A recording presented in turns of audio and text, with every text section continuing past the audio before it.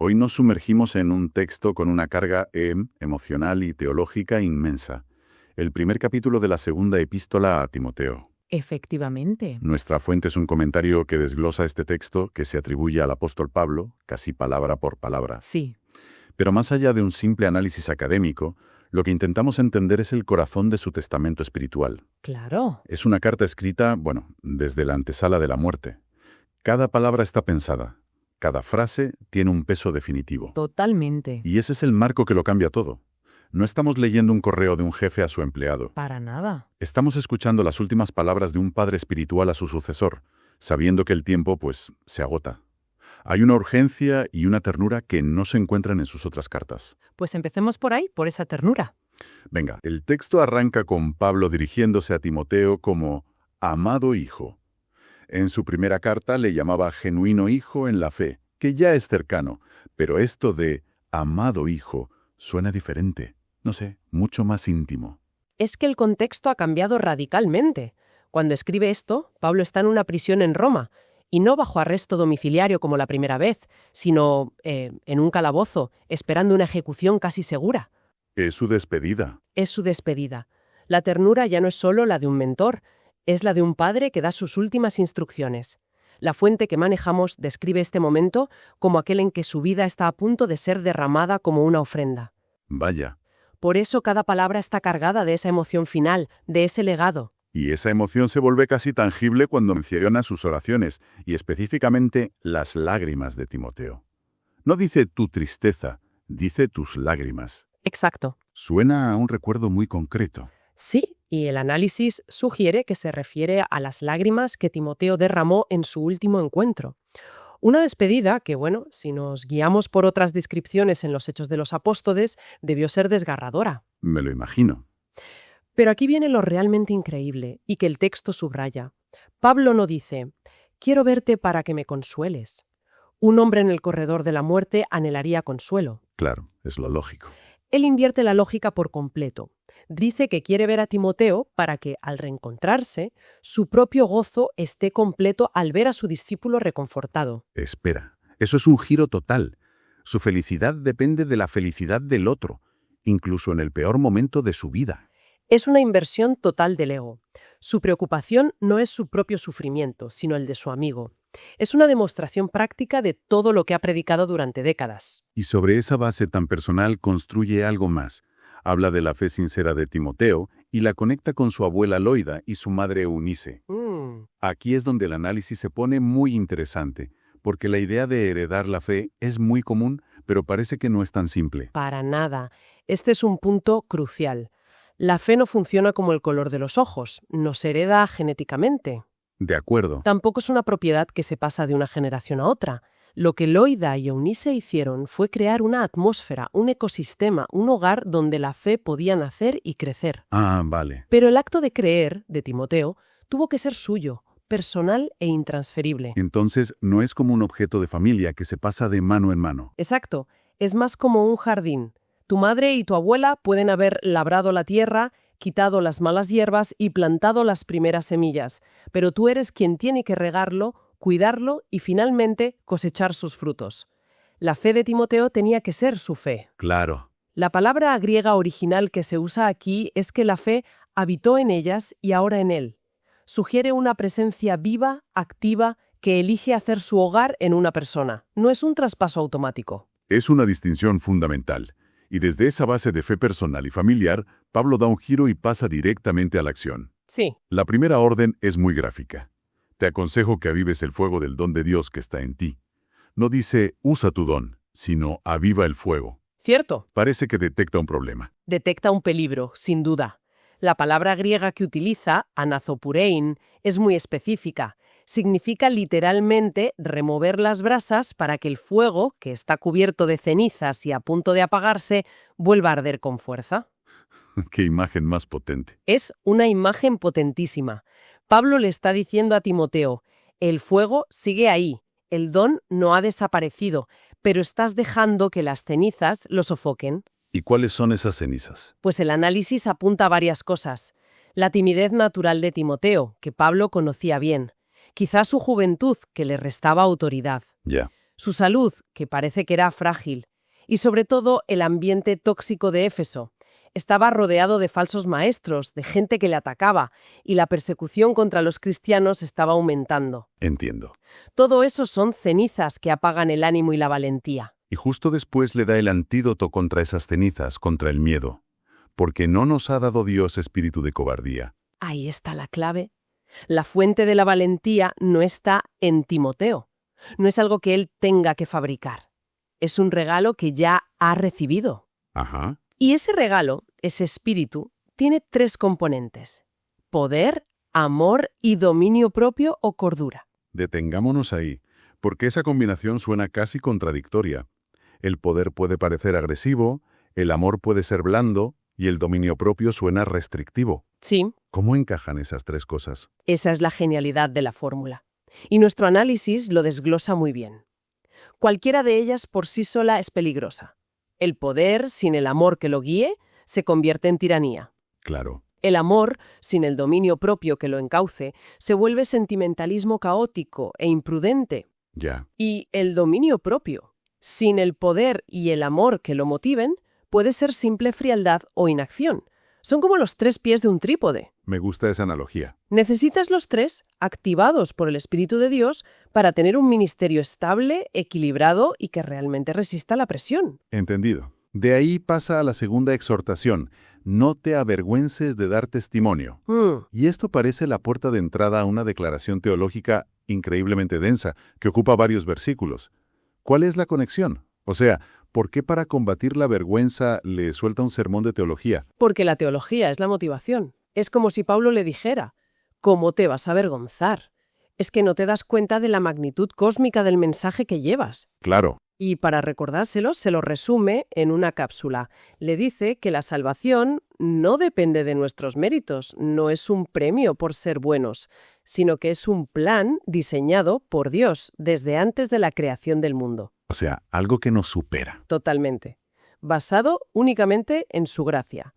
La razón para no tener vergüenza es que este mensaje no es una opinión humana más. Es la verdad más antigua y poderosa del universo. Y dentro de ese resumen hay frases que son dinamita cura, como que Cristo redujo a la impotencia la muerte Sí. y sacó a la luz la vida incorruptible. Aquí el análisis del idioma original es muy revelador. Cuando dice que Cristo redujo a la impotencia la muerte, el tiempo verbal que usa en griego no sugiere una lucha en curso. Ah, ¿no? No, sugiere un único y decisivo golpe de KO en el pasado. Para Pablo, la guerra contra la muerte ya está ganada. ¿Se acabó? Vaya. Puede que aún queden algunas escaramuzas, pero la victoria es definitiva. La guerra está ganada. Me gusta esa imagen. ¿Y qué hay de sacar a la luz la vida incorruptible? Pues eso era revolucionario. En el Antiguo Testamento, la idea de la vida después de la muerte era, bueno, borrosa, una esperanza lejana y poco definida. Ya. Lo que Pablo dice es que el Evangelio ha puesto un foco de luz cegadora sobre esa esperanza, convirtiéndola en una certeza radiante y detallada. Ha pasado de ser un misterio a ser una noticia de portada. Todo este argumento culmina en una de las frases más famosas de Pablo. Yo sé a quién he creído. Desde luego. Y aquí analiza una expresión curiosa. Cuando habla de estar seguro de que Dios puede guardar mi depósito.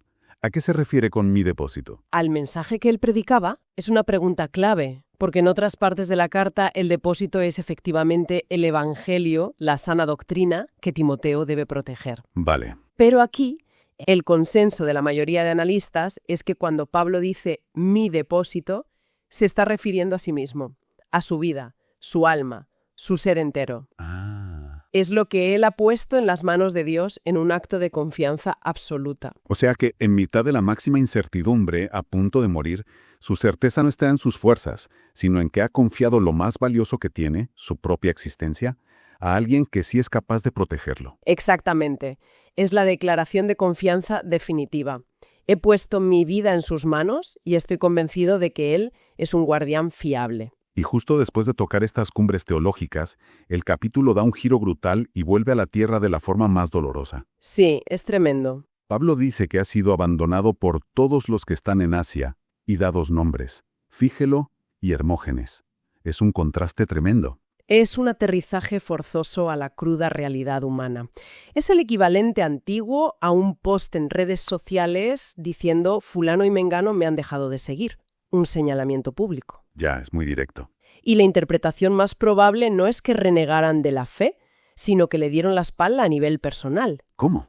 Seguramente Pablo les pidió que viajaran a Roma para testificar en su juicio, y el miedo a ser asociados con un condenado a muerte los paralizó. Una traición por miedo, básicamente. Sí, pero fíjate en algo que el análisis subraya. Pablo expresa su dolor, pero no hay ni una palabra de rencor o condena. No dice que Dios se lo tenga en cuenta. Simplemente constata el hecho. ¿Es verdad? Su foco sigue estando en el Evangelio por encima de la ofensa personal que ha sufrido. Y de esa sombra de abandono emerge una figura de luz, Unesíforo. Justo. Es el contraejemplo perfecto. Exactamente. Es un retrato de la lealtad en su máxima expresión. Y mira cómo se conectan los temas.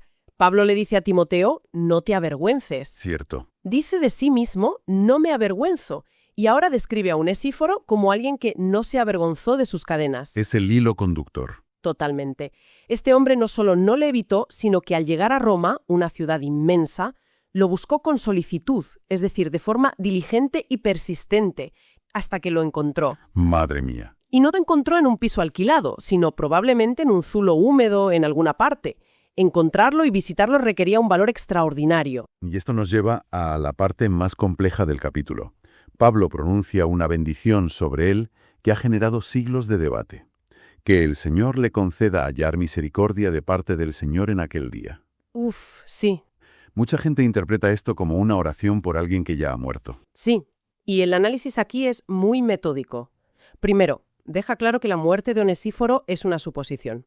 Es una teoría bastante sólida, porque Pablo saluda a su familia, pero no a él, lo cual es extraño. Pero sigue siendo una conjetura. Vale. Segundo, y esto es lo importante, incluso si ya estuviera muerto, esta frase no encaja con una oración por las almas en un estado intermedio, como el purgatorio. ¿Por qué no? Porque Pablo especifica el momento, en aquel día. En toda su teología, aquel día se refiere siempre al día del juicio final, el día de las recompensas. Ah, entiendo. Lo que está haciendo es expresar un deseo profundo de que la misericordia que Onesíforo le mostró a él le sea devuelta por Dios en el juicio final. Es un eco de la bienaventuranza. Felices los misericordiosos, porque obtendrán misericordia. Claro. Es una expresión de gratitud cósmica, no una doctrina sobre el estado de los muertos. Entendido. ¿Y qué hacemos con esa repetición tan extraña? Que el Señor le conceda, de parte del Señor, suena redundante. Suena raro, sí, pero la fuente propone una interpretación teológica fascinante. Sugiere que no es una repetición, sino una distinción. El primer Señor sería Dios Padre, a quien se dirijan las peticiones. Ajá. Y de parte del Señor se referiría a Jesucristo, que según la teología de Pablo es quien preside el tribunal que juzga y recompensa a los creyentes. Qué interesante. Así que es una petición al Padre para que Onesíforo reciba un veredicto favorable del Hijo en el día del juicio. Vale. Después de este viaje tan intenso, ¿cuál es la gran conclusión? Hemos ido de la intimidad de una celda a la eternidad del plan de Dios, y de vuelta a la lealtad y traición entre amigos. La gran conclusión es que, para Pablo, la teología no era un ejercicio intelectual abstracto. Era el combustible para su supervivencia. No eran solo ideas. No, para nada. Era el fundamento de su propia resistencia y la fuente del valor que quería desesperadamente inyectar en Timoteo. La certeza de que la muerte ya ha sido derrotada y de que Dios tiene un plan eterno no son ideas para un debate. ¿Son un motor? Son el motor que permite a una persona enfrentarse al miedo, a la vergüenza, a la soledad de un calabozo y al abandono de sus amigos con una esperanza que no se puede quebrar. La doctrina y la vida, para él, eran la misma cosa. Para terminar, como siempre, un último pensamiento para la reflexión. Pues el capítulo entero se puede resumir en un contraste poderoso entre dos depósitos. A ver. Por un lado, está el depósito que Timoteo debe guardar con todas sus fuerzas. El Evangelio, la verdad, es su responsabilidad. Por otro lado, está el depósito que Pablo ya no puede guardar y que ha confiado a Dios, su propia alma, su vida entera. Y eso nos deja una pregunta muy actual, en un mundo lleno de incertidumbre. ¿Qué es aquello que se nos ha confiado para que lo guardemos fielmente? Y, a la vez, ¿qué es aquello que debemos aprender a soltar, a confiar completamente en manos de algo o alguien más grande que nosotros. Saber distinguir entre esas dos cosas quizás sea la clave de todo.